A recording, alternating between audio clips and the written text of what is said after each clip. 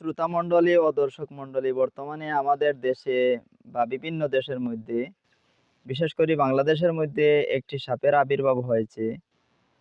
সেই সাপ নাকি শুনেছি খুবই বিষাক্ত সাপ।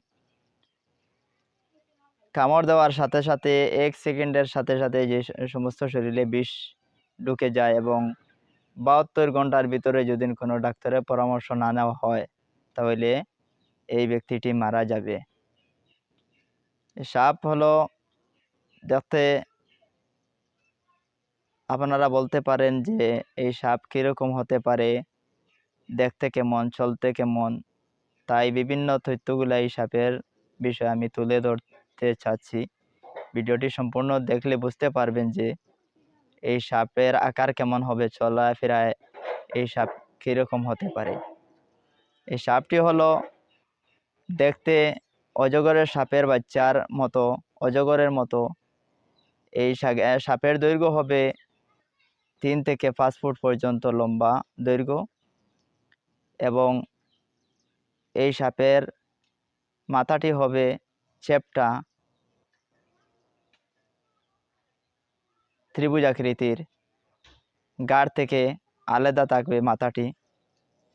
চলতে ফিরতে খুবই দ্রুত গতিতে সে চলবে এবং মানুষদেরকে দেখলে তাড়া করবে। ডাক্তারের পরামর্শ অনুযায়ী, ডাক্তারের রিসার্চ অনুযায়ী ডাক্তাররা বলেছেন যে এই রোগী যে কোনো ব্যক্তিকে একটি কামড় দিলে ১ সেকেন্ডের সাথে সাথে তার কামড় সম্পন্ন হয়ে যাবে এবং বিষ সমস্ত শরীরে ছড়িয়ে পড়বে, এবং ৭২ ঘন্টার ভিতরে যদি ডাক্তারদের কাছে না নেওয়া হয়, তাহলে এই ব্যক্তিটি মারা যাবে। বাংলাদেশের তথ্য অনুযায়ী বর্তমানে এখনো পর্যন্ত এই বছরে প্রায় ১০ জন মানুষ মারা গেছেন, এবং এই সাপগুলা বিভিন্ন জায়গায় চলাফেরা করে। বিশেষ করে বর্তমানে বন্যা প্লাবিত এলাকা, মনে করেন শুধু বাংলাদেশ নয়, আমাদের ভারতও রয়েছে। ভারত অন্যান্য দেশে চলে যেতে পারে। তাই সমস্ত ব্যক্তিবর্গকে সতর্ক করতে আমাদের ভিডিওগুলা আপনাদের সামনে চলে যাবে, এবং আপনারা যাতে খুবই সতর্ক হিসাবে করে থাকুন, সুস্থ থাকুন। কারণ এই সাপের প্রিয় খাবার হলো ব্যাঙ এবং ইঁদুর। এই ব্যাঙ এবং ইঁদুর খাওয়ার জন্য জলে স্থলে বিভিন্ন জায়গাতে সে চলাফেরা করতে পারে, এবং মানুষদেরকে, অন্যান্য হিংস্র সাপরা মানুষ দেখলে দৌড় দেয় এবং পালায়, মানুষদের কাছ থেকে সরে যায়। এই সাপটি দেখলে মানুষের কাছে চলে আসে এবং মানুষদেরকে কামড় দেয়।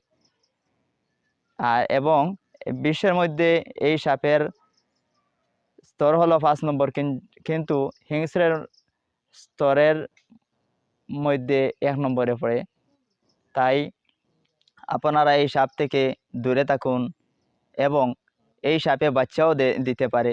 এই সাপের বাচ্চা হলো ২০ থেকে ৪০টি বাচ্চা দেয়, এবং কেউ বলেছে তার রেকর্ড রয়েছে ৮০টি পর্যন্ত বাচ্চা দিতে পারে। আপনারা আপনাদের আশেপাশে যদি এই সাপের কোনো আবির্ভাব হয় বা দেখেন, তাহলে সাথে সাথে এই সাপটি মেরে ফেলুন, নতুবা কোনো সরকারি কোনো সহকারীকে জানান, এবং আপনারা সবাই সচেতন থাকুন। বাংলাদেশের মধ্যে প্রায় প্রতিযোগিতা শুরু হয়েছে যে একটি সাপ যদি কেউ মারতে পারে, তাহলে সাথে সাথে ৫০,০০০ টাকা পুরস্কারও পর্যন্ত দেওয়া যাবে।